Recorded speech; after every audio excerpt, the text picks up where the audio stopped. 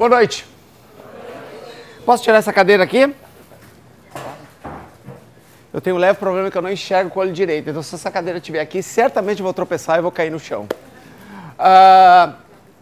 Antes de eu me apresentar, e eu vou me apresentar, eu gostaria de falar sobre uma espécie de animal que vive na natureza e se alimenta daquilo que a natureza provê. Só que muitos espécimes dessa espécie hoje vivem enclausurados ou em cativeiro. E o que acontece quando essa espécie passa a viver em cativeiro?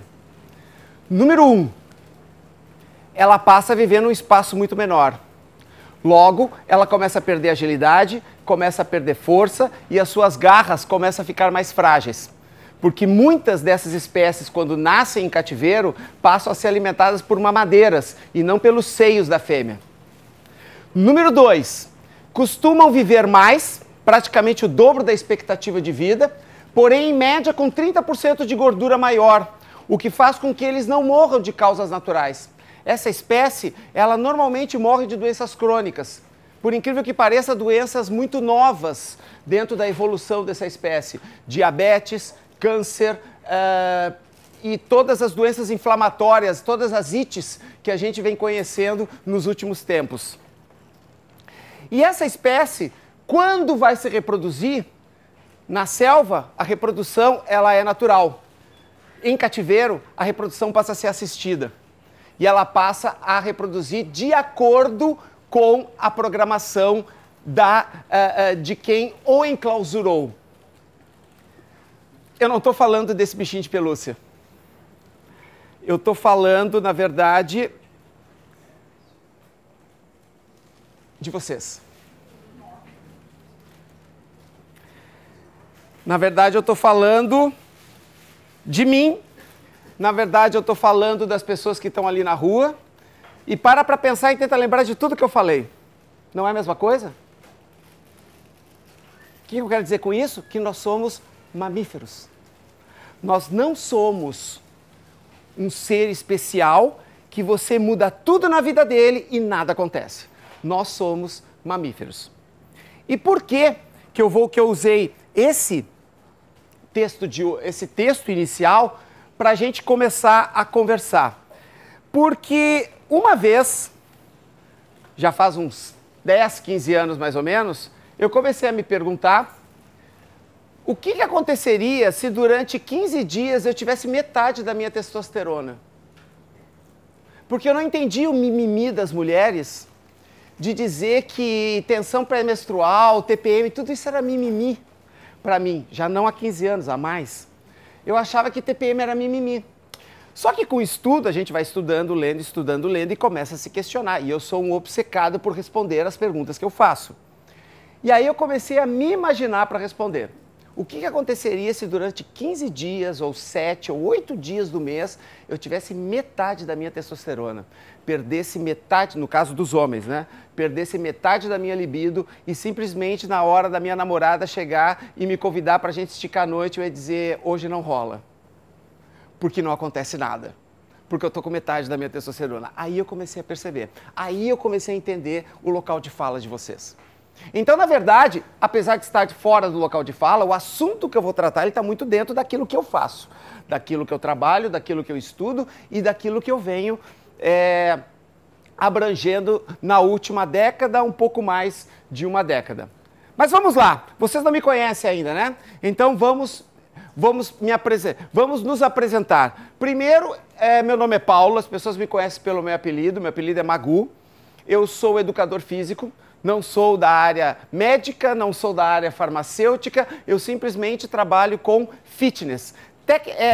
Grosseiramente falando, eu sou personal trainer. Tecnicamente falando, eu sou paleo coach. Eu trabalho com estilo de vida e desenvolvo um estilo de vida há mais de 10 anos, chamado estilo de vida paleo urbano, que envolve 6 aspectos do comportamento humano voltados para o resgate da ancestralidade. E quando a gente fala em ancestralidade, a gente começa a falar de instintos. Quando a gente fala de instintos, é inevitável que nós falemos de regulação hormonal. Então, esse estudo todo que eu fiz nos últimos anos culminou num trabalho que eu venho desenvolvendo atualmente e que eu tive o privilégio e a oportunidade de poder multiplicar entre todos vocês. Então hoje nós vamos falar sobre ciclo ovulatório, nós vamos falar sobre exercício, sobre alimentação ancestral e, por que não, vamos falar de mulheres. Até porque vocês são a grande maioria, estamos todos nós juntos e a gente pode falar o que a gente quiser aqui, porque estamos todos enclausurados nesse espaço. Você entendeu a questão do enclausuramento? Você entendeu aquilo que eu falei antes, de você começar a ir contra os teus instintos e com isso o teu corpo fica completamente desregulado? Para nós homens é muito fácil. Nós homens, se nós tomarmos uma medicação que influencia a nossa vida durante 20 anos, se a gente parar de tomar, rapidamente o nosso sistema hormonal ele se autorregula, porque o nosso sistema hormonal ele é cíclico.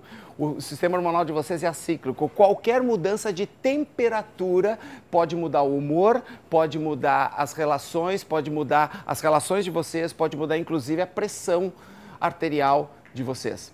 E é isso que nós vamos tratar. Muitas mulheres não dão a devida importância para o ciclo ovulatório. Na verdade, eu costumo dizer que o ciclo ovulatório para a maioria das mulheres é que nem dor nas costas. A gente está tão acostumado com ele que a gente não percebe o quanto isso faz diferença, eu ia dizer na nossa vida, né? O quanto isso faz diferença na vida de vocês. Dor nas costas é a mesma coisa. Quem aqui não sente ou nunca sentiu dor nas costas? Levanta o braço. Eu não vou levantar, porque eu sinto mesmo. Apesar de estar em boa forma, para minha condição, eu sinto dor nas costas. Todo mundo aqui sente, né? Mas se a gente fizer uma anamnese com vocês forem para o médico e o médico perguntar para vocês, você sente dores frequentemente? A maioria de vocês vai dizer que não, porque você está tão acostumado com as dores nas costas que você não percebe o prejuízo que isso gera a longo prazo. Ciclo ovulatório é a mesma coisa. Você convive com isso desde a menarca, desde os 12, 13 anos. Então, quando você convive com essas coisas, é muito mais difícil você dar importância para isso. E eu vim aqui lembrar vocês da importância disso. Legal? Podemos continuar? Normalmente nos meus cursos eu peço para todo mundo se apresentar, mas eu acho que a gente não vai ter tempo para isso. Então, na medida que for passando o tempo, alguém pergunta alguma coisa, eu vou perguntando o nome de vocês e a gente vai tendo uma relação mais amigável aqui. Eu gostaria de pedir para vocês que sempre que vocês tiverem uma dúvida, por favor, levantem na hora. Porque essa coisa de deixar para o final, normalmente ou a gente esquece da pergunta, ou aquela pergunta ficou caduca, ou então a gente fica constrangido porque as pessoas querem logo acelerar e você está atrasando todo mundo. Então você tem uma dúvida, você levanta o braço. Pode ser assim? Fica melhor. Eu prefiro, fica muito mais informal, fica num tom de conversa. Antes da gente começar, eu queria alinhar algumas coisas com vocês. A primeira coisa que eu queria alinhar é que informação aqui hoje, ela vai depender dos meus 4 Fs. Fato, ficção, fábula e filosofia. Cada informação tem uma dessas categorias. Fato é aquilo que está na ciência, você experimentou, eu experimentei e deu certo. Ficção é aquilo que está na literatura, está nas pesquisas, mas você tentou e não deu certo e eu tentei e também não deu certo. Só dá certo naquele cenário da pesquisa. Fábula é mito. É aquilo que as pessoas acreditam e ninguém sabe por que acredita, porque um dia alguém contou e todo mundo começou a seguir. No fitness tem muito disso, né? A área que eu vivo, o fitness, tem muitos mitos. Glúteo 4 apoios é um deles. Não funciona, mas todo mundo faz e todo mundo acredita que dá certo. Ok? E o último é filosofia. Filosofia é aquilo que eu desenvolvi. Não tem pesquisa relacionada a isso, tem, na verdade, os meus estudos de caso. Então, a informação de filosofia é aquela que você pode perfeitamente duvidar, porque não existe na literatura. Simplesmente é algo que eu venho desenvolvendo ao longo de mais de 10 anos. Certo? E quando tiver alguma informação nessa categoria, eu já aviso para a gente promover o debate. Porque o que eu vou dizer aqui não é uma verdade absoluta. Tudo que eu vou dizer aqui, existem pesquisas que são completamente contraditórias. Mas eu procurei acreditar nessa linha de pesquisa e não nessa linha. Porque quem já trabalhou com pesquisa alguma vez aqui sabe que você prova qualquer coisa em pesquisa. Pesquisador de tese é assim, ele tem uma hipótese, ele cria um cenário e dá certo, só que não é real. Né? O pesquisador de verdade, ele faz uma pergunta, o pesquisador de tese, ele faz uma afirmação e busca provar aquela afirmação. Então, isso que eu queria falar para vocês em relação às pesquisas. Tudo que eu vou dizer para vocês tem referência, mas também tem referências que dizem o contrário. Quer um exemplo? Existem inúmeras, não são poucas, inúmeras pesquisas que dizem que o leite é uma grande fonte de cálcio, certo? E existem inúmeras pesquisas que dizem que o cálcio do leite não é sintetizado e, por isso, beber leite como principal fonte de cálcio pode, na verdade, induzir a osteoporose. Qual acreditar se as duas foram publicadas em instituições reconhecidas? Você tem que ler a pesquisa, realmente, infelizmente, você tem que ler a pesquisa e achar bom senso. Aquela que te gerar mais bom senso, você passa a acreditar, porque as duas têm fundamento. Será que depende do leite, não tem uma indústria grande por trás? Então, eu tento não acreditar em teorias da conspiração. Tento. Mas é difícil, né? Com tanta conspiração que aconteceu nos últimos 2 anos, né? E não só aqui, mas em todo o mundo, é muito difícil a gente acreditar em tudo que se diz. Mas também eu tenho uma grande reserva quando a gente começa a especular. Porque a especulação, ela gera uma falsa verdade que, se você gostar de mim, você vai acreditar. Se você não gostar, você não acredita. Aí depende muito da empatia que você tem com quem está suscitando qualquer tipo de especulação. Tá certo? Muito bem, vamos lá. Agora eu acho que a gente já pode começar a conversar. A primeira coisa que a gente precisa entender, eu sei, não tem nada a ver com o ciclo ovulatório, mas isso aqui é importante. A primeira coisa que a gente precisa entender é que quando se fala, e eu sei que todos vocês já ouviram isso, porque quem vem aqui normalmente são pessoas bem informadas, então você já ouviu falar nisso, que o ser humano na ancestralidade comia muito pouco carboidrato. Já ouviram falar disso? Pois bem, isso é uma meia-verdade. Isso é uma meia-verdade. E eu vou dizer por quê. Porque em todas as glaciações do planeta, no máximo 50% das áreas secas, a temperatura caía a ponto de não proliferar frutas e raízes. Como a maioria dos livros sobre low carb, eles são de autores norte-americanos, eles usam um exemplo europeu e norte-americano, onde realmente a Terra ficava coberta de gelo, para defender a teoria low carb. E nós vamos falar de alimentação ancestral, que você vai perceber que não tem nenhuma relação com alimentação low carb, com alimentação de baixo carboidrato. A única relação que existe é que as duas fazem parte de um grupo chamado nutrição cetogênica, com baixo carboidrato. É a única relação que existe entre os dois modelos de alimentação. Por que eu estou falando isso? Porque você entra no Facebook e você vai encontrar grupos low carb e paleo, mas são coisas diferentes. A low carb come requeijão light de manhã. A paleo não usa nenhum derivado de leite. Ela elimina todos os derivados de leite. Então aí já tem uma diferença gigante de um modelo de alimentação para outro. E eu vou falar bastante de alimentação ancestral, como diz o próprio texto, o próprio título da nossa conversa de hoje. Então isso aqui tem que ficar claro, tá, pessoal? Existia sim uma parte dos Homo sapiens, uma parte deles, que comia carboidrato não em abundância, mas com disponibilidade. O carboidrato não é o grande vilão. Você vai ver que existem vilões muito maiores que vão influenciar não somente as questões de regulação hormonal feminina, mas principalmente as questões de controle de peso, que tem uma relação íntima com a regulação hormonal.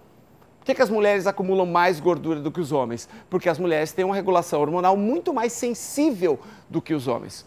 E a gente vai entender por que disso também. Posso continuar? Explicado isso, que as duas coisas são diferentes, então agora a gente vai brincar um pouquinho de história da humanidade. Eu não vou explicar tudo isso aqui, porque isso aqui duraria 1 hora para eu explicar como é que funcionou a evolução do ser humano. O que eu quero que vocês prestem atenção é o seguinte: a linha de cima compreende 99,9% do tempo da evolução humana. Aqui tem 2 milhões de anos e aqui tem somente 2.000 anos. Os últimos 2.000 anos do nosso calendário, o nosso calendário juliano, que é o calendário cristão, ele compreende 0,1% da nossa evolução. Então, tudo que a gente faz hoje é muito novo para o nosso DNA. É novo demais para o nosso DNA. E por isso a gente vem percebendo várias transformações na saúde das pessoas. A nossa geração provavelmente é a geração que mais vai viver desde a peste negra. A geração da minha filha vai ser a primeira geração desde a peste negra que vai reduzir a expectativa de vida. Porque é a primeira geração que nasceu com internet, que nasceu enclausurada num quarto, que não sai de casa para brincar por causa da segurança, porque a gente não deixa os nossos filhos pequenos saírem para a rua, né, para brincar, e elas vão acabar sedentárias e com a alimentação industrializada provavelmente vão morrer antes da gente. Isso é um absurdo. Por quê? Porque o nosso DNA ainda não está adaptado com tanta mudança em tão pouco tempo. Mas eu não continuei aqui, eu vim só até aqui, porque nós vamos de tudo isso aqui que a gente está vendo, a gente vai se fixar num ponto que definiu a alimentação nesse período, que é o fogo. O fogo foi a primeira grande revolução da nossa alimentação. Porque até então os homens eram carniceiros, antes dos Homo sapiens eles eram carniceiros, não eram nem caçadores, eles comiam o resto das presas de outros animais, porque nós estávamos lá embaixo na cadeia alimentar. A partir do fogo, nós passamos para metade da cadeia alimentar, porque nós podemos nos proteger contra os animais, nós podemos comer mais carne, porque é muito mais fácil você comer uma carne assada do que uma carne crua, porque até então nós comíamos carne crua. O ser humano foi programado para comer carne crua, porém o fogo, ele beneficiou a carne. Quando você come mais carne, quando uma espécie passa a comer mais carne, a tendência é que o cérebro, ao longo das gerações, passe a ficar mais alimentado. E aí você tem um cérebro maior e você começa a gerar mais inteligência. O fogo foi criado 100.000 anos antes da nossa espécie surgir. Ele foi criado na época do Homo erectus ainda. Só que a partir que ocorreram as mutações que acabaram gerando o aparecimento do Homo sapiens, ele já surgiu com um cérebro maior do que o Homo erectus. Por quê? Porque já fazia 100.000 anos que o homem usava o fogo e comia mais carne. E por isso o cérebro saiu mais desenvolvido. Isso é ciência, tá, pessoal? Isso é fisiologia, não bruxaria. Tá? E também não estou fazendo uma defesa da carne, porque eu tenho clientes que são veganos. Apesar de eu ser paleo, eu tenho clientes veganos. A questão não é o que é melhor ou não, nós estamos falando daquilo que ocorreu ao longo da história. Agora, relacionado a vocês. O que acontece quando um animal ele tem uma cabeça maior? Porque a partir do momento que o cérebro aumentou, a cabeça do ser humano ela aumentou de tamanho. E na hora do parto, como é que funciona? O que acontece na hora do parto? A natureza é sábia.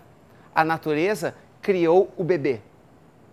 O bebê humano, ele é o mamífero mais subdesenvolvido da Terra. O bebê humano. Você pega um bebê cavalo, um bebê ovelha, um bebê leão, em questão de um dia, ele consegue ficar em pé. Quanto tempo leva os nossos bebês para ficarem em pé? 8 meses, 9 meses, 1 ano e 2 meses, dependendo, né, da experiência, ele vai levar muito tempo. Então o ser humano, ele foi obrigado a nascer subdesenvolvido, para nascer com um cérebro menor e poder passar pela cavidade vaginal. Isso fez com que as relações entre mãe e filho se tornassem muito mais íntimas. Porque o bebê, o filhote, vamos falar de mamíferos, né? O filhote humano, ele passa a ser muito mais dependente da mãe do que qualquer outro mamífero. Entende mais ou menos como é que funcionou a nossa evolução? Nossa evolução está indo por aí. Então o fogo foi a primeira grande revolução.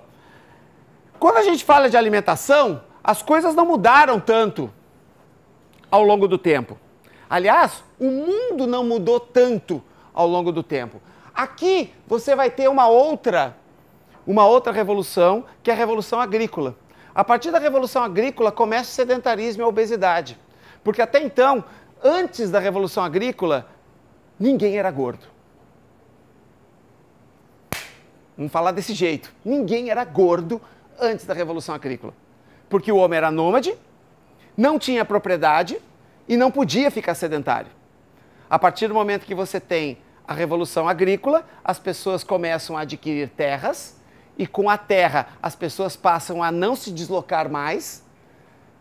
Dali nascem as religiões, porque o nosso DNA é poligâmico, vocês sabiam disso? O ser humano é poligâmico, o ser humano não é monogâmico. A monogamia é algo criado pelas religiões. Nós somos poligâmicos por natureza. Então, se você sente desejo de vez em quando por alguém, mesmo estando compromissado, não se preocupe, isso faz parte do teu instinto.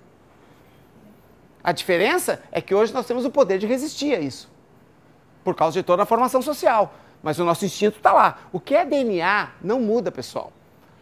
O dia que mudar o DNA, muda a espécie. Enquanto a nossa espécie continuar se chamando Homo sapiens, o nosso DNA é exatamente o mesmo. O que nós fazemos são adaptações de fenótipo, né, de aparência, para conseguir suportar as relações climáticas que a gente passa ao longo dos anos, ao longo dos séculos.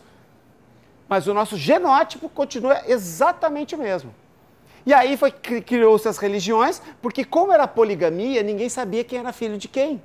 A verdade era essa, as mães tinham vários pais e o pai não sabia quem era qual dos filhos que era o dele. Então a religião chegou, a primeira religião foi o hinduísmo, se fala muito no xamanismo, mas o xamanismo não é considerado religião, né?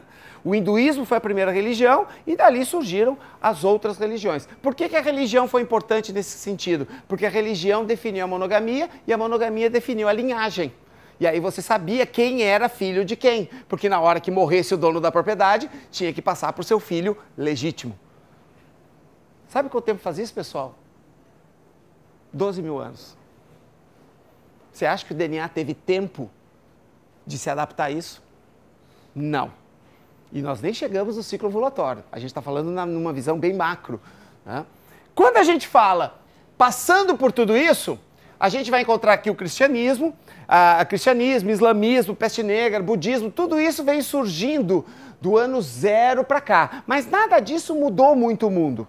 Por que eu digo nada disso? Porque as religiões elas passaram a ser mundialmente populares, muitos séculos depois. Cristo era um mero revolucionário da Galileia que em Roma ninguém sabia que ele existia.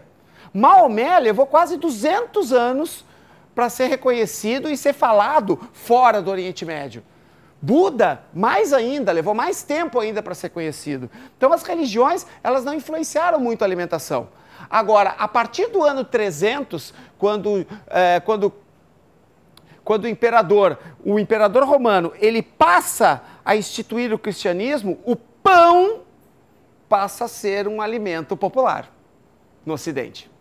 E aí nós entramos com o trigo. Mas tudo isso aqui ainda não gera muita mudança. A mudança começa aqui. A mudança começa aqui. Donald Watson, 1944, criou o veganismo. Um movimento ativista que iniciou em Londres, na Sociedade de Vegetarianismo Londrina, Sociedade Real, porque na Inglaterra é tudo real, né? Tudo tem que ter uma realeza. Então era a Sociedade Real Vegetariana inglesa. E o Donald Watson, ele era um cara, vamos dizer assim, relativamente indignado com a matança indiscriminada de animais, porque naquela época os rebanhos eram mortos, principalmente os rebanhos que iam para o matadouro, eles eram mortos a pauladas, porque você não pode dar um tiro num boi, porque senão você contamina a carne. Então eles eram mortos a pauladas, então eles demoravam para morrer. Realmente os animais sofriam muito mais, hoje eles sofrem menos, né? Hoje o problema é o excesso de carne para pouca gente que come. Esse é o problema de hoje, né? É o excesso de gado.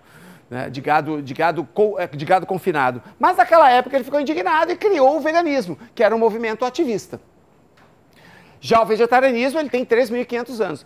Então, se você é vegano e você acha que o veganismo tem mais do que 100 anos, esqueça, o veganismo tem menos de 80 anos.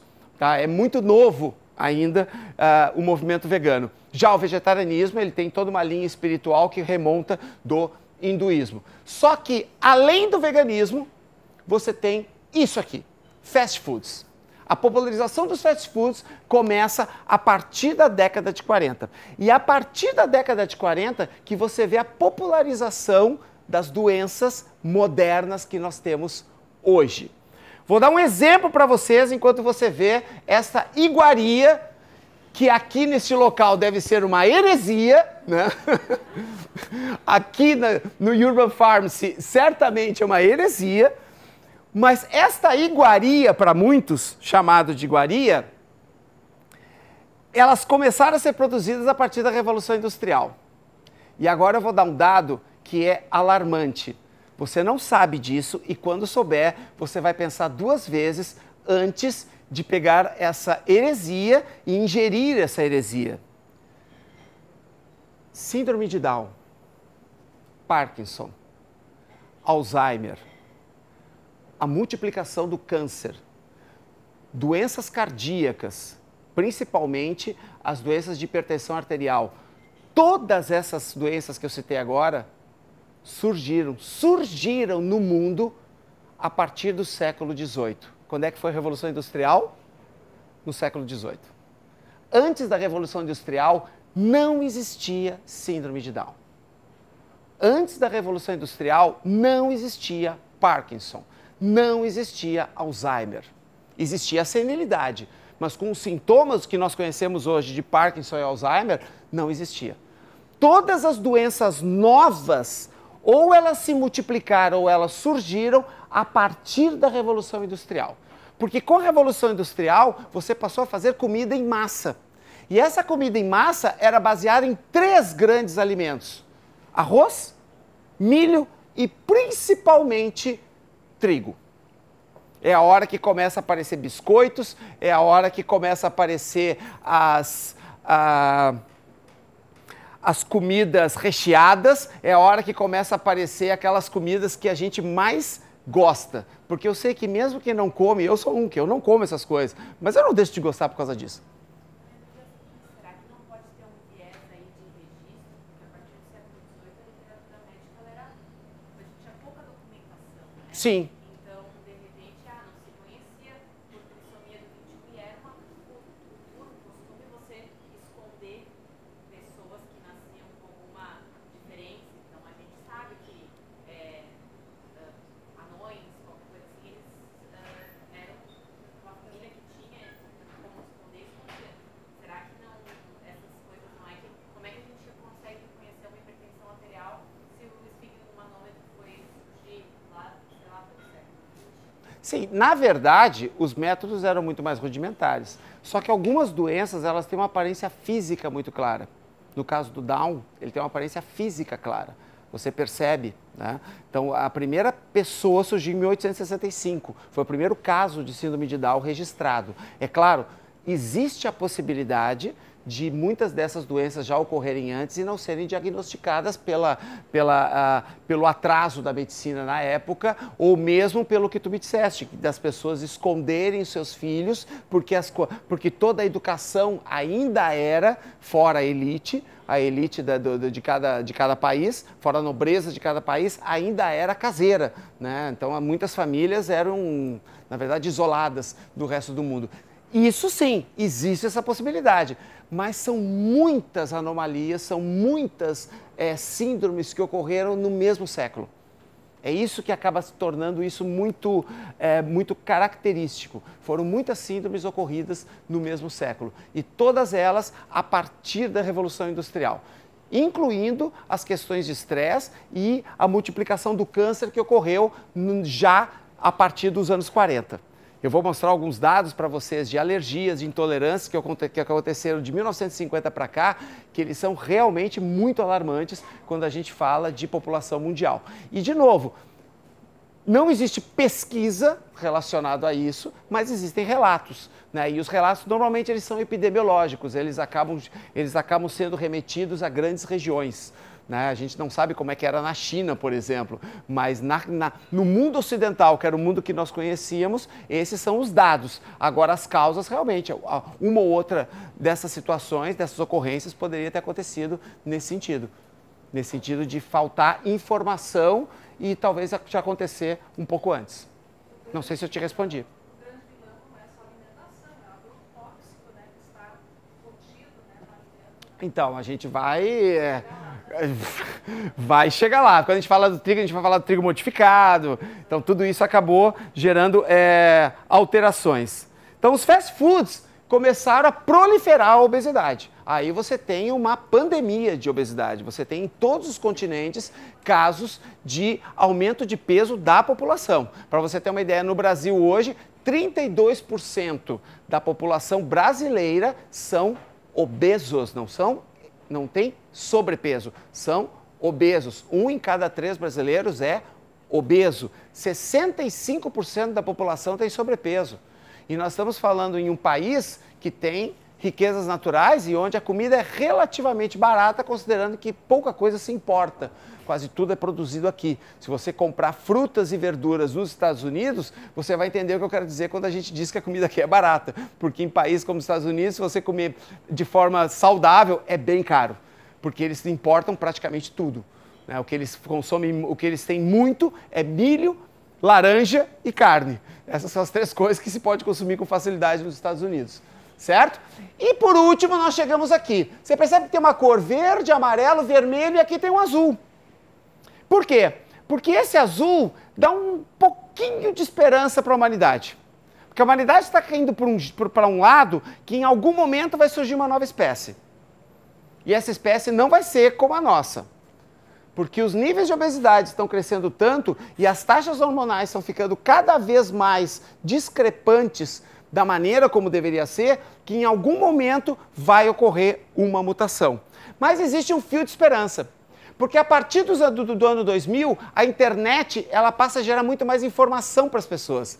Pessoas que vivem na Tailândia passam a ter a mesma informação que nós aqui no Brasil. Não importa se o teu país é rico ou se ele é pobre, você tem internet. A internet gera informação. A mídia passou a ser favorável à atividade física, passou a ser favorável a uma alimentação mais saudável. Então isso é uma ponta de esperança para que a gente comece a resolver essa situação que hoje, por incrível que pareça, é calamitosa. Nós costumamos olhar para o nosso espelho e achar que o mundo não está sofrendo com isso. Mas existe uma abundância de comida, pouca gente nutrida. O que nós mais temos hoje no mundo não são pessoas subnutridas. O que nós mais temos no mundo hoje são pessoas desnutridas. Pessoas que comem mal, não pessoas que não comem. Pessoas que não comem são milhões, chega a ser mais de 1 bilhão. Mas as pessoas desnutridas, elas chegam a ser mais de 4 bilhões de seres humanos que são desnutridos, que não comem o que deveriam comer. Aquilo que a natureza, um dia, quando colocou aqui na Terra, disse assim, você deve comer isso. E a gente resolveu, por nossa própria escolha, não, eu vou comer algo mais gostoso. É o tal do fruto do pecado. O fruto do pecado é a pizza. É o fruto do pecado, não original, do pecado revisado. Fruto do pecado revisado, a pizza. Ok? Então aqui, nós temos um problema que está começando a aparecer na sociedade. Principalmente na sociedade que tem um poder aquisitivo um pouquinho maior. Que é você substituir alimentos porque você não tem tempo. Você passa a substituir alimentos. E aí eu pergunto, afinal de contas, o que é alimentação natural? A alimentação natural é um vegano usar suplemento para compensar a falta de vitamina B12? Existe suplemento natural? Você pegar o BCA da alface, isolar, transformar num pó sem nenhum processo químico? Pessoal, não existe nada disso natural. Nada disso aqui é natural. Aliás, isso aqui não é só processado, isso aqui é ultraprocessado, porque você muda a forma, você muda a composição química e ainda isola um nutriente só. Isso aqui é ultraprocessado. Então isso aqui não é natural. A gente tem que entender o que é natural. Eu vivo uma vida natural, eu sou natureba, mas tomo pílula. Deixa eu baixar a cabeça aqui e esconder. Eu sou natural, mas eu tomo pílula. E pílula não é remédio. Pílula é uma opção. Você não é doente para tomar pílula. Se você tivesse uma restrição médica e tivesse que tomar medicamento, é uma coisa. Mas a pílula não é um remédio. né? Não te cura, não vai te curar de uma doença, mas você vai lá e acha que é natural e desregula totalmente a tua performance natural hormonal. Ah, mas a pílula não regula, Magu? A pergunta é, por que está desregulado? Se a gente nasceu para ser regulado, o que desregula, afinal de contas? Essa é a pergunta. Essa é a pergunta que deve ser feita. O que desregula? E não achar que todo mundo desregula. Vou dar um exemplo. Vamos lá. Vocês moram em Porto Alegre, né? Quanto maior o centro urbano, mais você vai encontrar mulheres fazendo tratamento para engravidar. Isso é fato. Tem pesquisa, e não são poucas, são muitos os estudos que mostram que quanto maior os centros urbanos, mais as mulheres têm dificuldade para engravidar. Por quê? Por causa do tamanho da cidade? Não. Por que será? Porque o estresse é maior. O estresse não altera as relações hormonais, tanto de homens quanto mulheres, os homens não ficam mais agressivos, né? Se você pegar os culturistas, você nunca vai ver um culturista sorrindo na rua. Já viu o culturista andando na rua? Sempre ele está com uma cara que parece que vai bater em você. Por quê? Porque a testosterona é o principal hormônio da agressividade. Agora você imagina alguém com 4 vezes mais testosterona que um ser humano normal, desse tamanho. Ele fica agressivo. A mesma coisa acontece com as mulheres, quando elas ingerem hormônios. Agora, vamos para Teutônia. Não tem ninguém aqui de Teutônia, né? Quase. Qual é a cidade? Não, Lajeado ainda é uma cidade pequena para média, assim. Ela já é o quê? 150 mil habitantes, Lajeado, por aí, né? Tem alguém de uma cidade pequenininha, assim, que tem um pai que mora numa cidade bem pequenininha? Oi? Triunfo é perto de Porto Alegre, tem polo petroquímico e tal, ainda tem... Feliz. Fala baixinho. Em Porto Alegre você faz tratamento. Infeliz, selinho engravida. Selinho engravida. Você dá um selinho... Eu tenho que tomar a pílula do dia seguinte. Por quê? Porque numa cidade como Feliz, as pessoas acordam com tempo para tomar um bom café da manhã, vão para o trabalho para encontrar pessoas conhecidas, os clientes são conhecidos, os clientes te dão bom dia, não é você que precisa dar bom dia, o cliente dá bom dia. Se vacilar, você fica com um chimarrão na frente do teu estabelecimento ali, dando bom dia para o guarda. Quem é que dá bom dia para a guarda hoje? Infeliz, você dá bom dia para o guarda.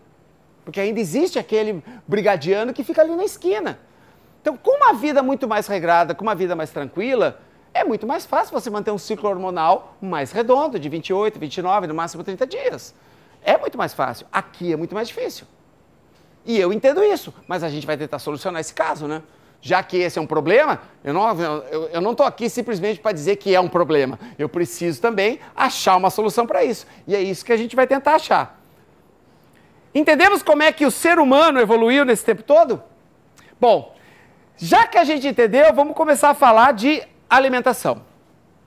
E como a gente vai falar de alimentação ancestral, essa aqui é a pirâmide da alimentação ancestral, também chamada de paleodiet, também chamada de dieta paleolítica, dieta da evolução, cada autor tem um nome diferente. Eu gosto de chamar de alimentação ancestral, que você reúne todos os grupos num só.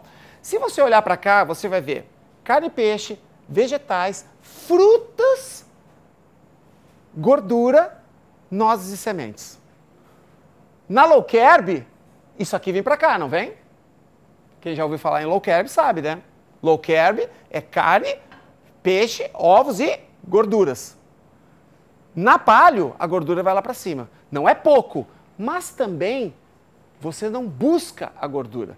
Na verdade, o que nós buscamos na alimentação ancestral é a gordura primordial que nós chamamos, que é aquela gordura que vem naturalmente nos alimentos. Se você vai comer uma picanha, você vai comer a mesma gordura que o teu ancestral de 8.000 gerações passadas comia e não engordava, porque não existia obesidade antes da agricultura. Os seres humanos, todos nasceram para serem magros. Por quê? Porque o ser humano nasceu para correr. Então ele não pode ser muito pesado, porque ele nasceu para correr. Ou você acha que pernas longas e um pezinho desse tamanho serve para você ficar parado? Olha o tamanho da minha base. Nós somos o mamífero bípede que tem a menor base de todas em relação aos membros. Porque todos os mamíferos bípedes, ou aves, ou qualquer outro reino, se você pegar um pato, o pato ele é baixinho com a pata grande. Por quê? Porque ele não corre. Nós somos feitos para correr, então nós não podemos ter mais peso do que aquilo que foi programado. Só que as nossas escolhas nos levaram a isso. Então essa aqui é a pirâmide paleo. Então sim, quem usa a dieta paleolítica ou dieta ancestral, come frutas. Come frutas como principal carboidrato.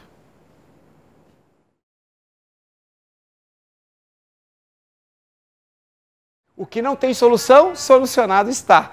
Porque a gente estava comentando isso agora. É impossível viver uma vida 100% natural. Você vai viver uma vida o mais natural possível.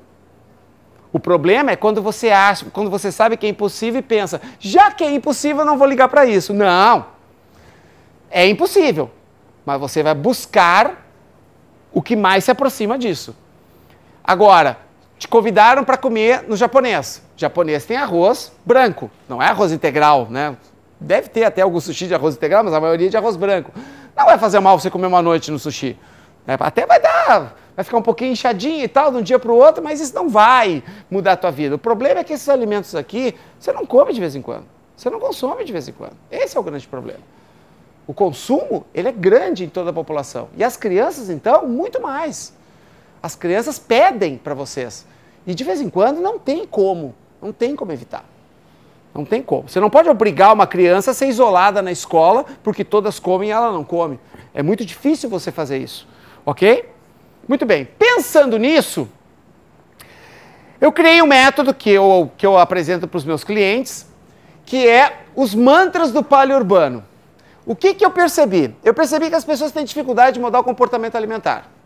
As pessoas vão na nutricionista e acabam desistindo porque elas não têm disciplina.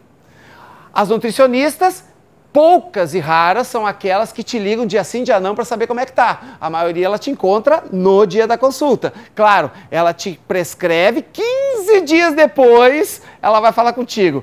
Nos 3 primeiros dias todo mundo segue. No 4º tem o biscoitinho do cafezinho, né? E aí começa. Chega lá na última semana, é a última semana mesmo, e aí se afoga. Tô falando alguma mentira? Não, tô falando a verdade, né? É assim. Aí o que eu percebi? Eu posso trabalhar os hábitos dos meus clientes. E aí eu dividi os alimentos em 4 grupos. Na verdade, em 3 grupos. Esse grupo aqui é um grupo diferente. Os inimigos ocultos, que são aqueles que você reduz, mas você pode continuar ingerindo, porque não tem como não ingerir. Você vai comer fora. Se você não comer aqui, não puder comer aqui e comer em outro lugar, inevitavelmente você vai ingerir sódio. Você vai comer alguma comida com sal, então não tem como eliminar o sal, tá? Então você tem os inimigos ocultos, você tem os aliados, que são aqueles alimentos que você deve substituir e começar a comer cada vez mais. Os arqui-inimigos, que são aqueles que você... Aqui tá evita porque eu sou eufemista, tá? Mas na verdade a palavra é deleta. Esquece, põe na fogueira o alimento. Se ele chegar na tua casa, você joga fora, dá para alguém, entendeu? Chega pro teu vizinho, aquele que você não gosta, diz assim, ó, vim trazer um presente para você, aquela lata de sorvete, né? Assim, vim trazer de presente, comprei para você. Entendeu? Faz isso, faz os outros passar mal, não você. E por último, é a celebração. A celebração é introduzir hábitos novos. Introduzir hábitos novos significa você celebrar, ok? Cada semana... meu cliente recebe um mantra. Qual é o dia que ele recebe o mantra? Qual é o dia que você acha que ele recebe esse mantra? Sexta. Porque está entrando no fim de semana, é o momento que eu pego ele mais motivado. Porque se eu colocar na segunda, chega sábado e domingo, o que você acha que ele faz? Não, coloco na sexta, porque na sexta a informação ainda está brilhando e ele ainda está com medo que eu ligue no dia seguinte para saber se está acontecendo. E aí no sábado e domingo ele passa ileso. Quando ele vai começar a vacilar, já é quinta, sexta, ele ainda está trabalhando, não tem tanto happy hour, e ele consegue, eu consigo colocar ele num nível de disciplina razoável. Mas veja bem, não é prescrição, porque a alimentação ancestral não existe hora para comer, você come à vontade. Olha os olhinhos brilhando agora. Você come à vontade quando você fala de alimentação ancestral, porque não existia dieta na era paleolítica. O que você tem que fazer é evitar alguns comportamentos. Por exemplo, entrar no corredor da Bomboniere. Tem corredores do supermercado que você nem olha para ele, você simplesmente passa batido. Por quê? Porque se você entrar, você vai comprar na ilusão de dizer assim, ó, quando eu tiver vontade eu como. Quando eu tiver vontade é 30 minutos depois que chega em casa. Porque a gente só come aquilo que a gente tem em casa. O que não tem, não se come. A menos que você precise de terapia, que sai para comer porque tem um desejo, é um caso de terapia, né? Não é um caso de comportamento. Fora isso, você só vai comer fora do que você precisa se você estiver em casa. Então você não compra. Simples, não compra. Eu sei, parece chato, mas a tua curiosidade vai fazer com que você comece a criar pratos novos, trabalhar com temperos novos. O que você acha que aconteceu quando você provou esse petisco? Se você gostou ou não gostou, é do paladar de cada um. Mas eu tenho certeza que você olhou e disse assim, nossa, dá para fazer isso com couve. Todo restaurante que tem essa característica de alimentação natural tem pratos que são exóticos. Por quê? Porque esse tipo de refeição gera curiosidade, não é? Gera a necessidade de você reinventar-se como ser humano se alimentando. Então, esses aqui são os mantras, tudo bem? Quando a gente fala de alimentação ancestral, a gente não classifica elementos em subgrupos, porque a gente tem que pensar como se nós estivéssemos na selva. Se nós estivéssemos na selva, a gente não ia pensar se a gente pode comer 2 nozes e 3 castanhas, né? Você vai comer o que tiver. Se você quiser comer 5 castanhas, você vai comer 5 castanhas. O problema é o que você estoca em casa. A ideia é você estocar uma quantidade razoável que acabe rápido, porque assim você não fica com aquele estoque fixo de determinados alimentos. Vou dar um exemplo das frutas, por exemplo. Compra somente 2 qualidades de frutas. Porque como você pode comer à vontade, se você comprar 4 qualidades de fruta, você passa comendo fruta o dia inteiro. E aí não vai adiantar, né? Você vai comer frutas de vez em quando. Se você comer só 2 qualidades, ninguém vai comer 5 laranjas. Mas se tiver laranja, kiwi e abacaxi, você come um de cada, na mesma hora. Porque é bom, porque você está substituindo o doce pelas frutas. Então você vai começar a compensar. Então você precisa criar, e aí entra a celebração, porque a celebração é isso. A celebração é você criar hábitos novos para começar a regular essa alimentação. Porque lá na idade primitiva, você tinha escassez de alimentos, você tinha que sair correndo atrás de alimentos. E aqui você tem abundância, então você tem que reduzir a abundância. Você tem que criar recursos para reduzir a abundância. Certo? Mas a questão aqui das sementes, você reduz, justamente porque ele está no topo da pirâmide, né? Você reduz, mas você não elimina. Diferente da low carb, que elimina algumas situações, porque o foco é emagrecimento. Oi? O problema da água com gás é o gás, né? Se você puder beber água sem gás, melhor. Porque o gás, ele tem processo químico ali para você colocar o gás. Aí ele se torna, é o que eu chamo de água processada. A água com gás, na verdade, é uma água processada. A água, apesar de ter sódio também nos vasilhames de água natural, também tem sódio, mas ele tem menos sódio e o processo químico é menor também. A água sem gás, ela é beneficiada. A água com gás, ela é processada. O beneficiamento. Você quer saber, se você quiser anotar, o que significa ser um alimento paleo? Um alimento paleo, ele tem 3 características. 3. O primeiro, são alimentos que você ingeria antes da agricultura. Leite e trigo não se ingeria antes da agricultura. Tá? Então, são alimentos que você ingeria antes da agricultura. Mas o soja pode, a semente pode. Mas nenhum derivado de soja, porque os derivados de soja são processados. Mas o grão de soja já é ingerido na China há mais de 15 mil anos. Já era ingerido na China o grão de soja. Tanto que a China hoje ainda é um dos maiores produtores de soja do planeta. Certo? Segunda característica, pode ser beneficiado com água, fogo, corte ou moagem. Moer o alimento. Então ele não tem processo químico que muda a forma dele. E terceiro, ele não é processado quimicamente. Ele pode ser beneficiado, mas não processado. Muito bem, vamos entrar na parte divertida agora, que é a parte que eu tiro uma onda com vocês, tá? Porque eu não passo por isso, então eu posso tirar uma onda com vocês. Vamos falar de ciclo menstrual. Por incrível que pareça, tem mulheres que não conhecem como funciona o ciclo menstrual. Então você tem uma fase aqui onde você tem a menstruação, uma outra fase de preparação, aqui você ovula, normalmente num dia é o dia que a gente chama de dia fértil, e aí você passa daqui até a próxima menstruação. Agora olha como a ciência, que normalmente é patriarcal, olha como a ciência despreza esses dias aqui, ó. Você conhece bem esses dias aqui, né? Você conhece bem aqueles dias, né? Mas olha como a ciência, em qualquer gráfico, em qualquer figura que você encontrar na internet, mostrando o ciclo ovulatório, isso aqui vai ter a mesma cor disso aqui. É como se simplesmente não tivesse diferença, porque a ciência é patriarcal. São muitos homens que estudam a ciência hoje. Então, eles não preveem as questões emocionais, eles simplesmente preveem as questões biológicas. E, biologicamente, a TPM não existe, biologicamente. Agora, do ponto de vista emocional, do ponto de vista hormonal, você vai ter algumas mudanças, principalmente mudanças de comportamento.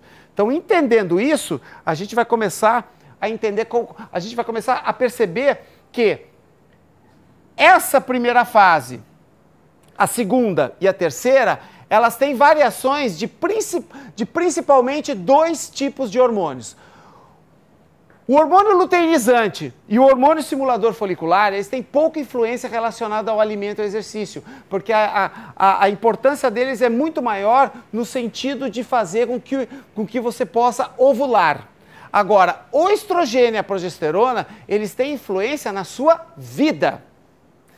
E logo após a fase ovulatória, você tem um aumento da progesterona e uma redução de estrógeno. E o contrário acontece antes da fase ovulatória. Isso tem que ficar bem claro. O que nós observamos em mulheres quando nós falamos de treinamento? Na fase de aumento do estrogênio, as mulheres têm mais força. Porque como a progesterona está baixa, a testosterona da mulher aumenta.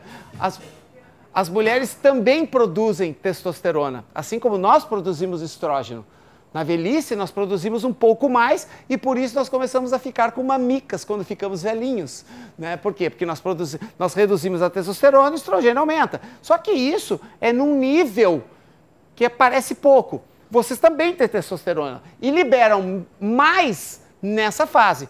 Quando a progesterona aumenta logo após a fase ovulatória, logo após a fase fértil, a testosterona cai, então vocês têm menos força. E é por isso que quem pratica atividade física, quem faz aulas em academia, percebe que em determinadas épocas do mês você não está com a mesma disposição, você não rende a mesma coisa. O problema é que nem personal trainer feminina se dá conta disso. Se dá conta que isso aqui é fundamental na aquisição de resultados físicos quando nós falamos de treinamento. Dá para perceber que isso é fundamental? Dá para perceber que o treino tem que ser diferente nas diversas fases de liberação de testosterona e estrógeno? Deveria ser assim, né? Mas não é. Então agora eu vou mostrar como é que a gente faz para funcionar o teu treino, para que você mantenha a disposição e aproveite, transforme essas limitações hormonais em resultado. Ao invés de passar 7, 10 dias minguando porque não consegue render no treino. Porque ninguém pensou na tua situação. Porque nem o teu personal trainer, teu professor de musculação nunca perguntou quando você menstrua. Eu sei, é uma pergunta estranha. E já perguntaram para mim, mas Maguto, pergunta isso para as alunas? É claro que eu pergunto. Só que eu pergunto explicando. Olha, eu vou te fazer uma pergunta porque eu trabalho com ciclo ovulatório. Você menstrua? Por quê? Porque tem muitos anticonceptivos que suprimem a menstruação, né? Então eu pergunto se menstrua. Não, não menstrua. Então você vai menstruar a partir do mês que vem. É assim que eu falo para elas. Por quê? Ah, mas por quê? Porque você está simplesmente jogando fora uma relação de DNA que dura 200 mil anos. Você está suprimindo um instinto de 200 mil anos. Só por causa disso. E isso vai ter um resultado muito ruim quando você chegar na menopausa, porque é na menopausa que as coisas acontecem, as coisas ruins, tá? É na menopausa que você tem os sintomas mais agressivos. A menarca é um susto, é ou não é? Eu estou falando meio fora do local de fala, tá?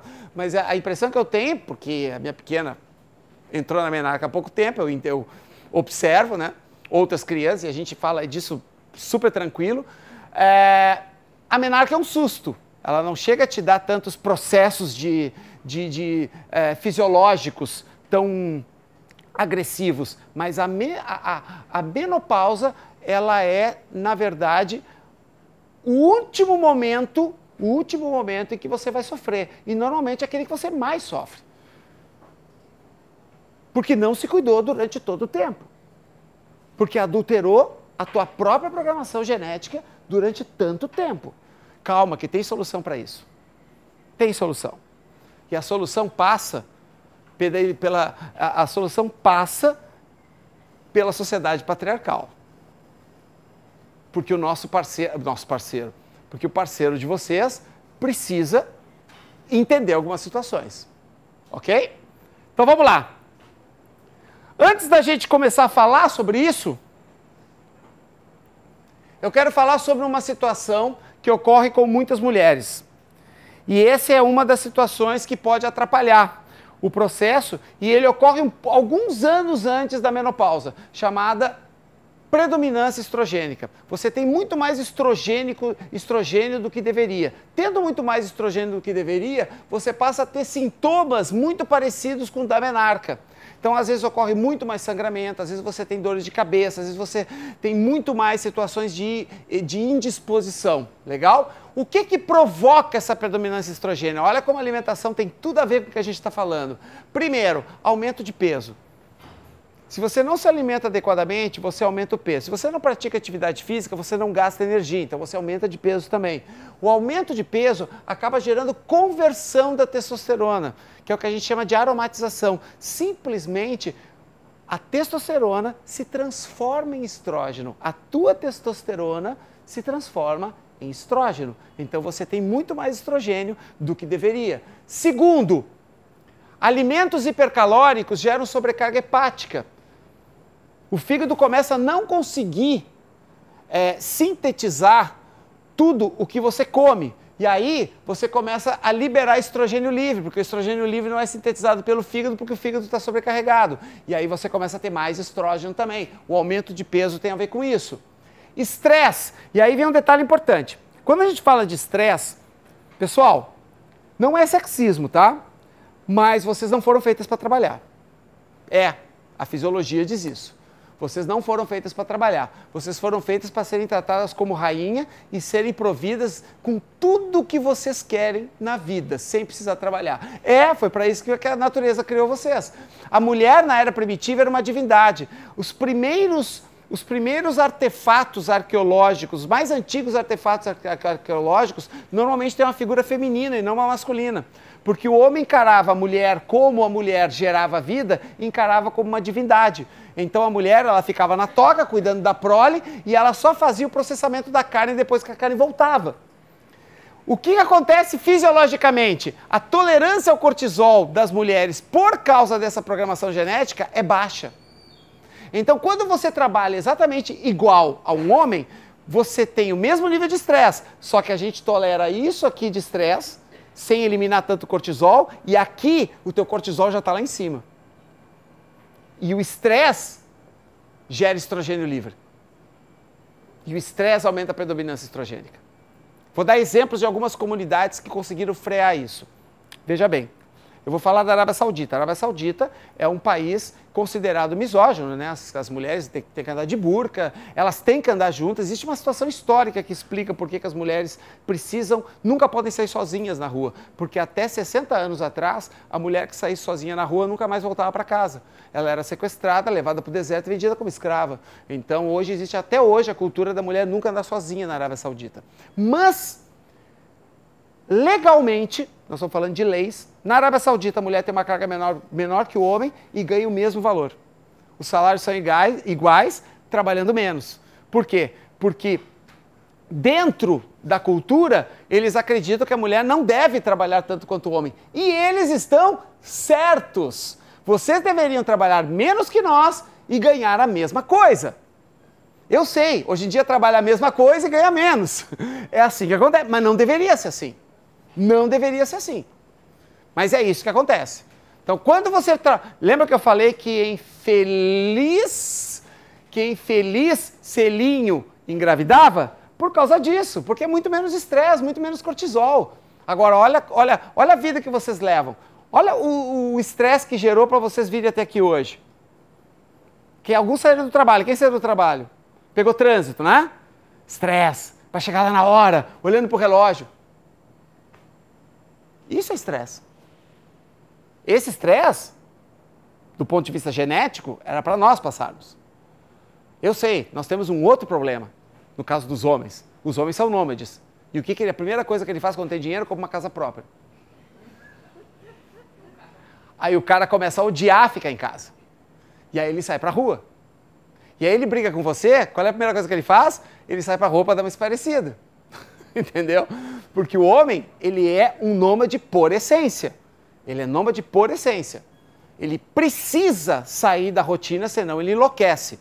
Então, se você tem um casamento, namoro, noivado, seja lá como for, e você percebe que está na rotina, dá um jeito, porque a cabeça dele já deve estar começando a cozinhar. Que não dá para manter rotina. O ser humano é nômade e o homem é mais nômade ainda, porque era ele que caçava. Então ele sempre ia para um território diferente. Tá certo? Fitoestrógenos, derivados de soja e leguminosas.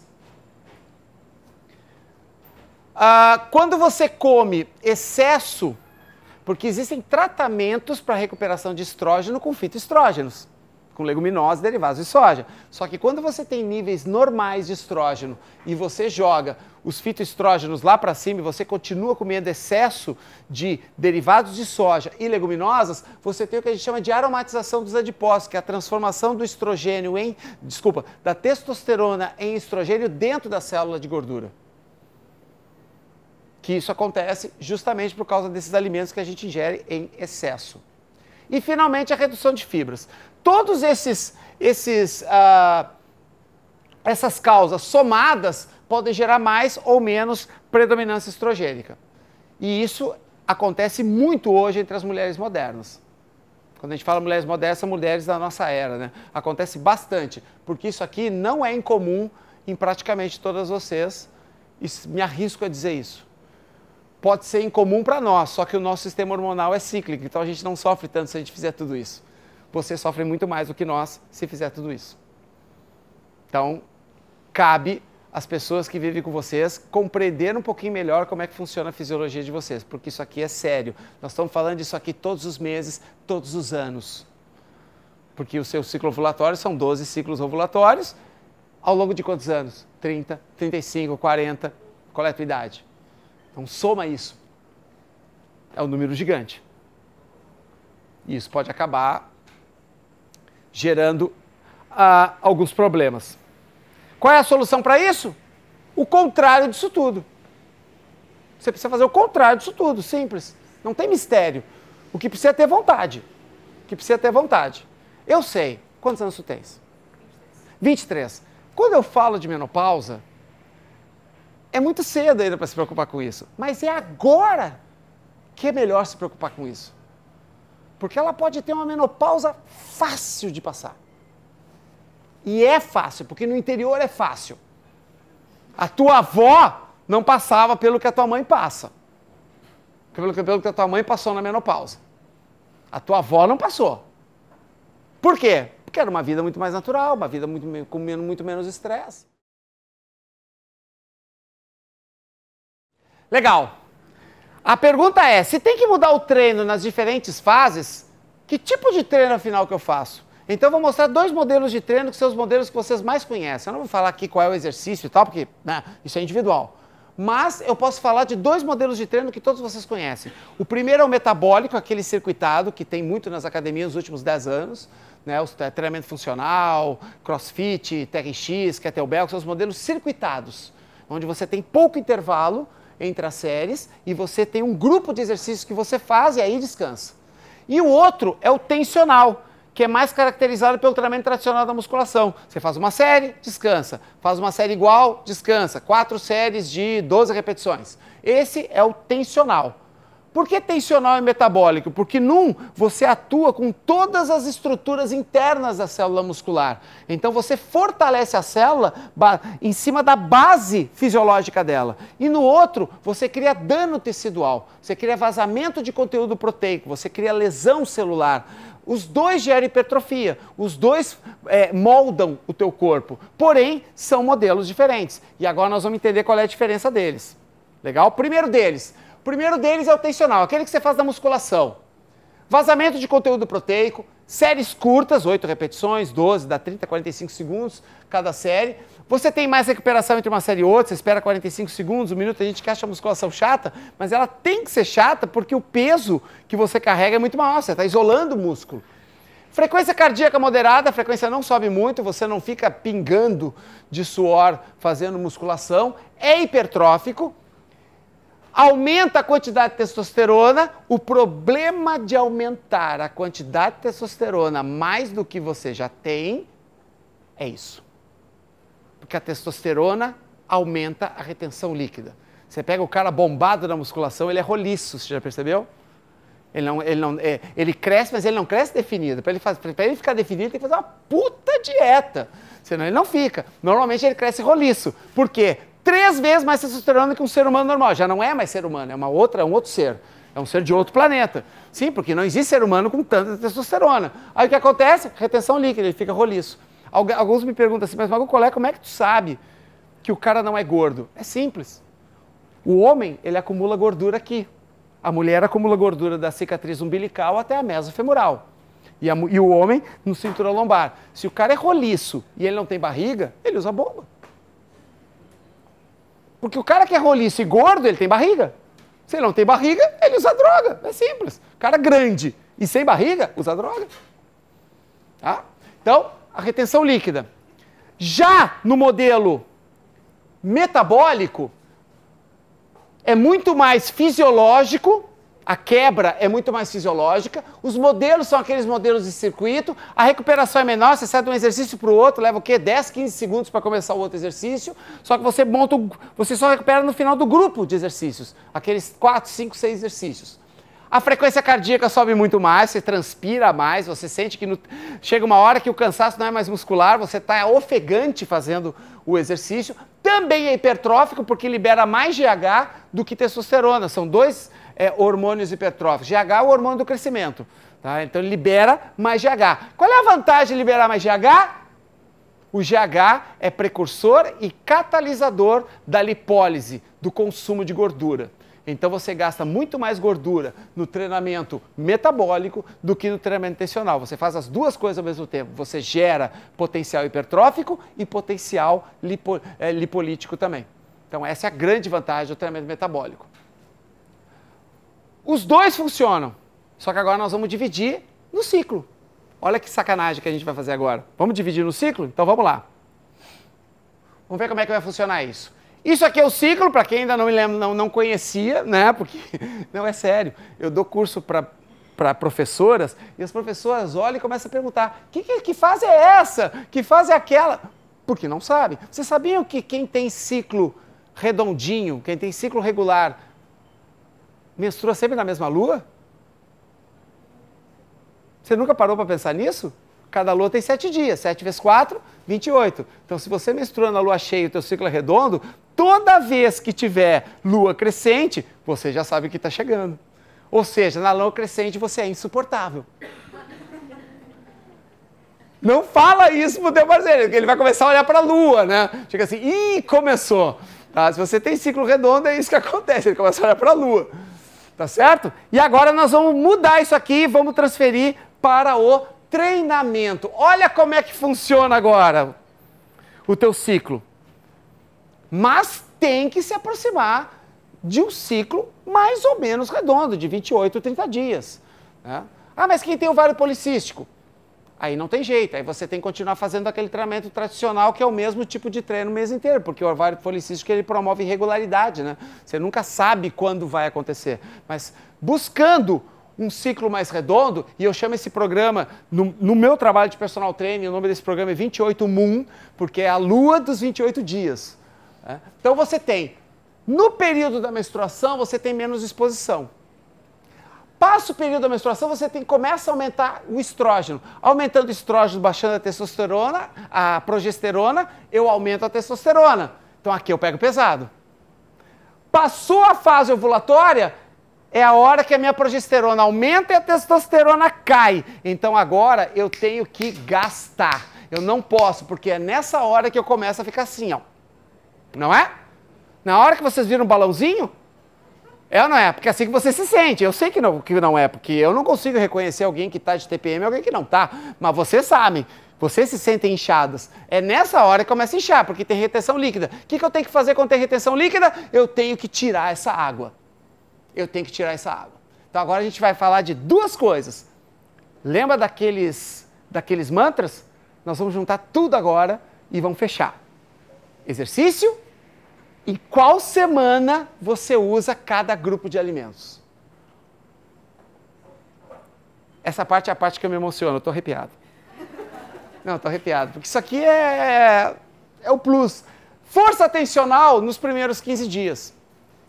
Pensando no início da menstruação, no primeiro dia da menstruação. Tá? Força atencional nos primeiros 15 dias, ou seja, trabalho por série, híbrido por série.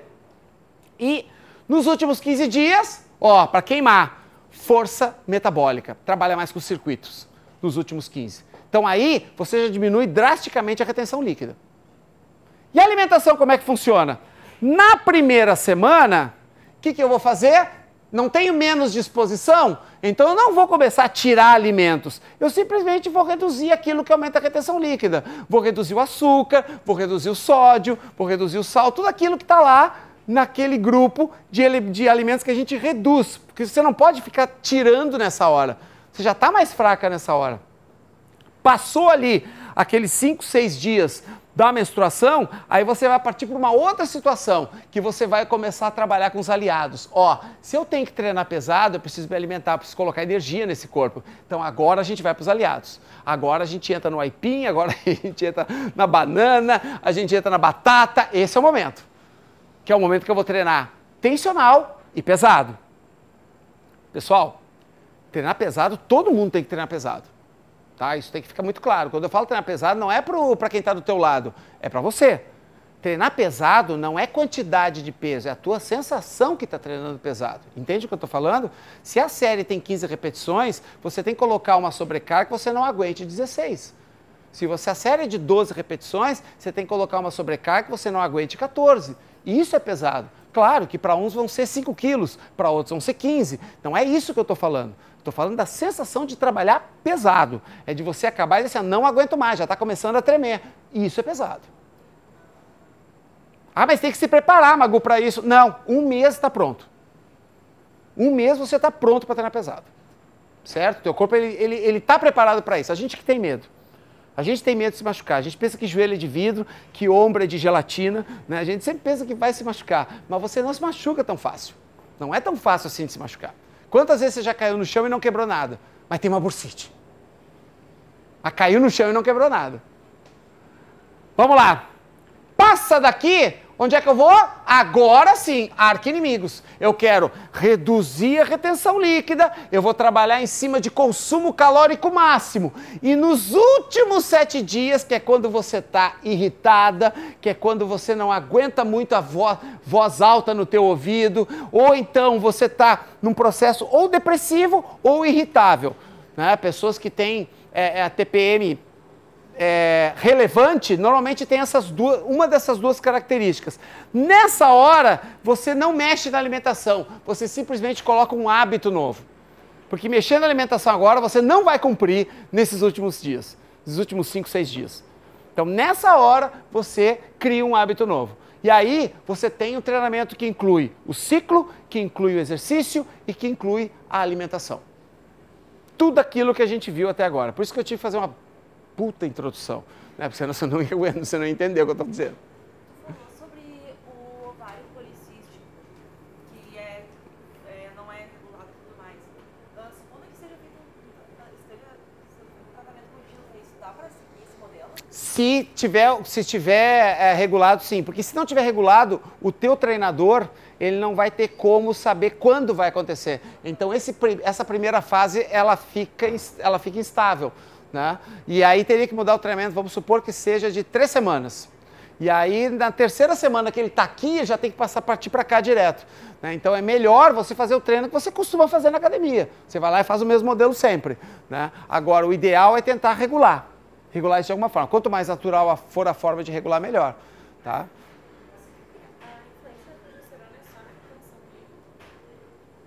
Na verdade, não é a progesterona, é a testosterona, porque quando a progesterona cai, a testosterona sobe.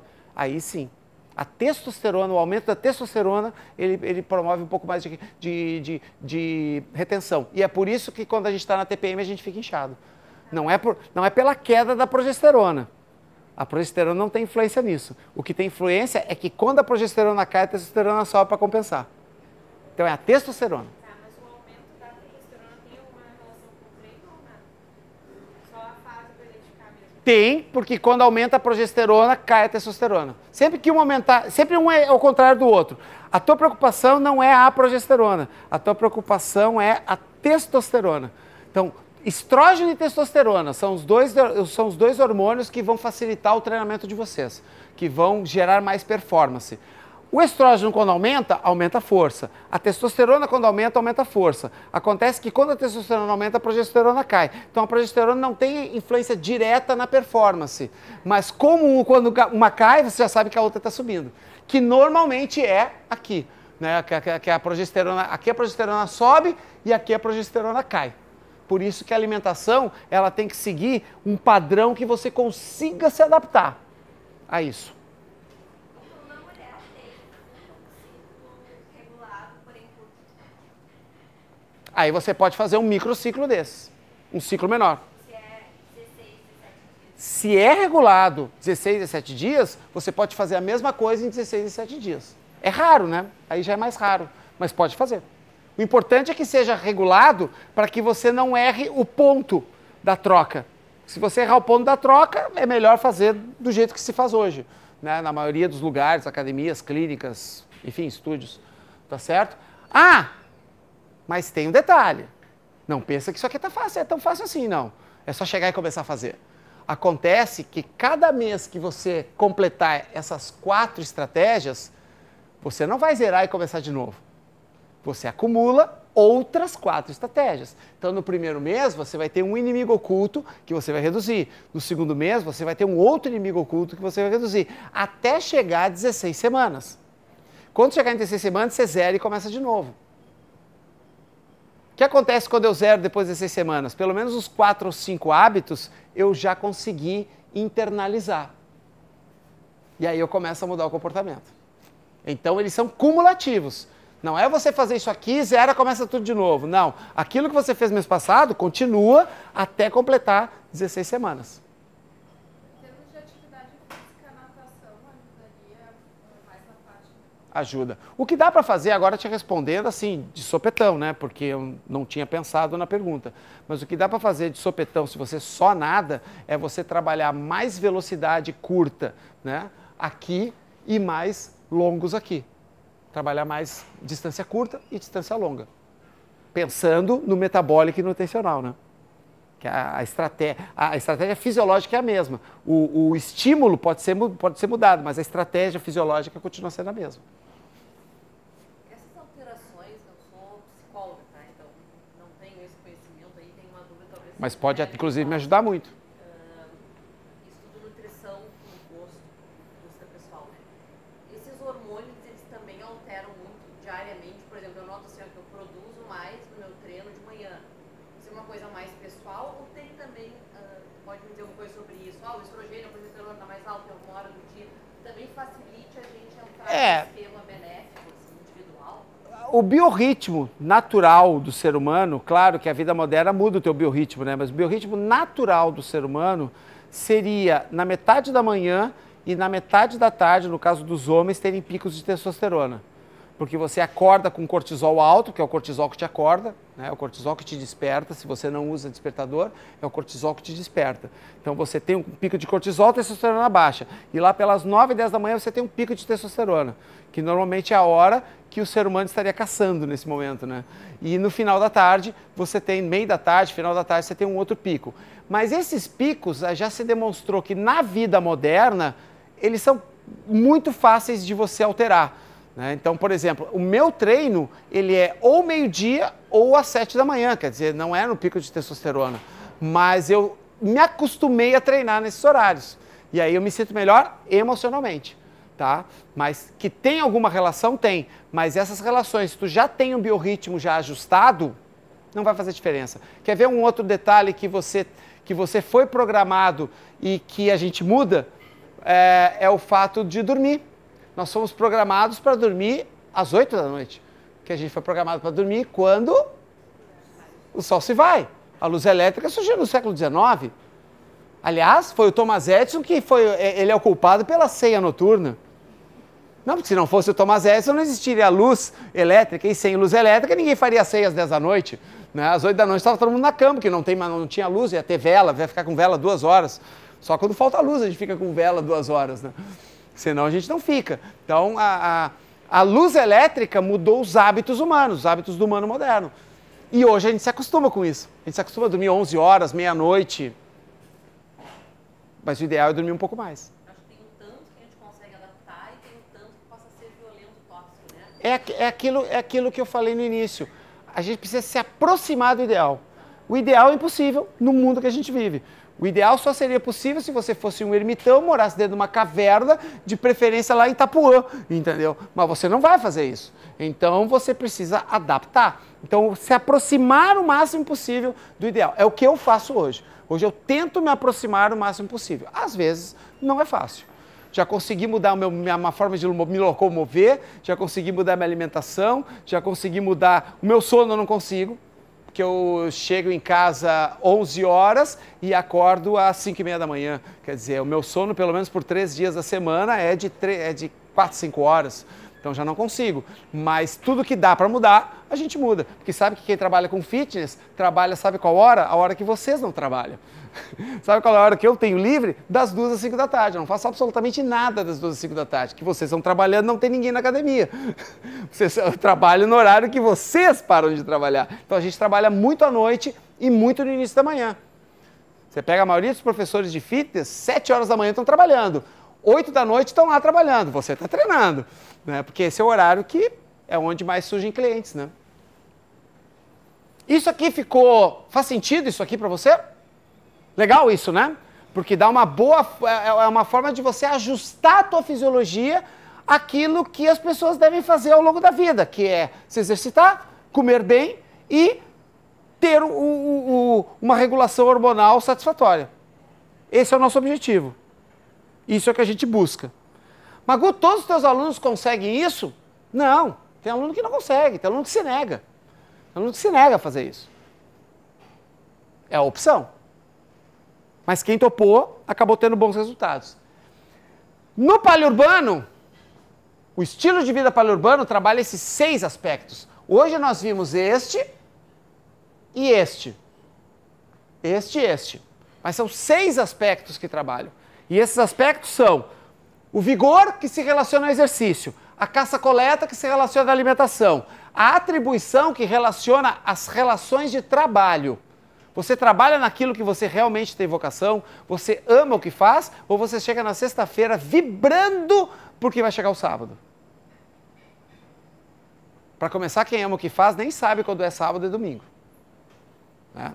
Claro que a gente precisa de férias e que a gente precisa recuperar, mas reenergizar não significa sair do trabalho correndo porque está louco para cair fora. São coisas diferentes. Então você precisa ajustar isso ao longo da vida.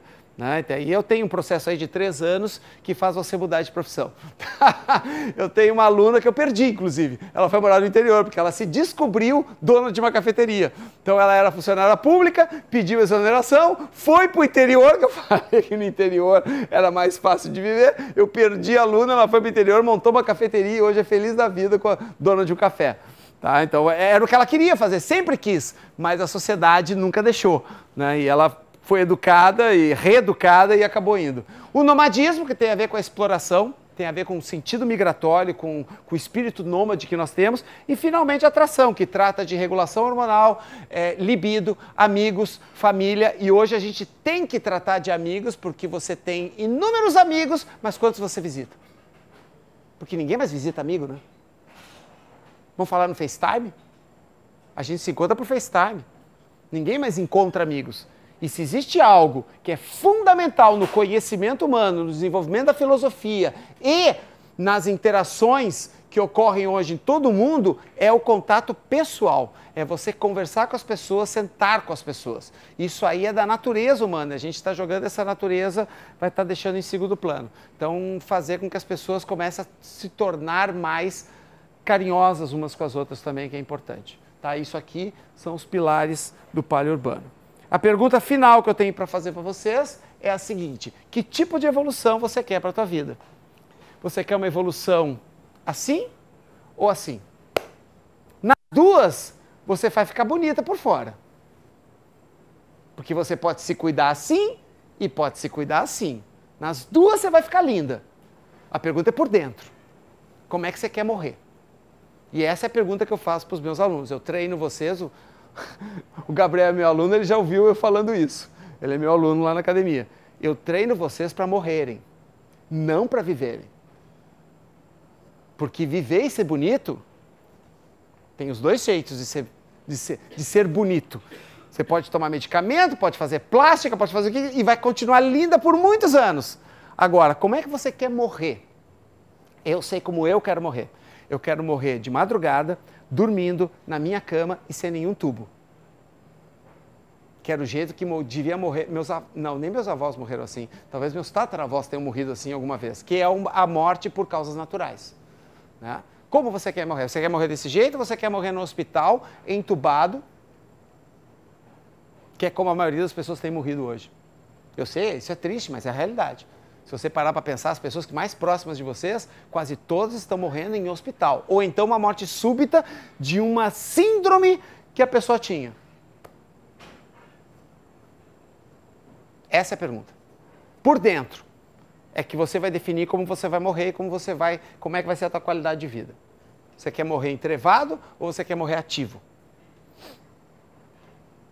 E agora, vamos falar um pouquinho de Freud. Até quando você quer ter prazer quando transa? Porque quando você regula os hormônios, você regula a tua libido. E a tua libido dura muito mais tempo. Até quando você quer transar com prazer? Essa pergunta é melhor do que todas as outras, porque nessa aí você presta atenção. Né? Quando a gente fala disso, você presta atenção. Freud tinha razão quando ele disse que tudo, né, tem a ver com a sexualidade. Essa é a pergunta. Qual é a pergunta que vocês têm para fazer para mim? Hein? A ideia é completar aqui, ó. A gente fala de tanta coisa, mas às vezes a gente não busca as causas de como é que anda a nossa vida, de como é que rola a nossa vida. Foi legal perguntar durante a palestra? Ficou melhor assim? Eu achei que ficou melhor também, né? Porque mesmo que a gente dê um espaço para perguntas, provavelmente 90% das perguntas já foram feitas. Por isso até que demorou um pouquinho mais, né? Essa meia hora a mais acabou trazendo uma discussão melhor.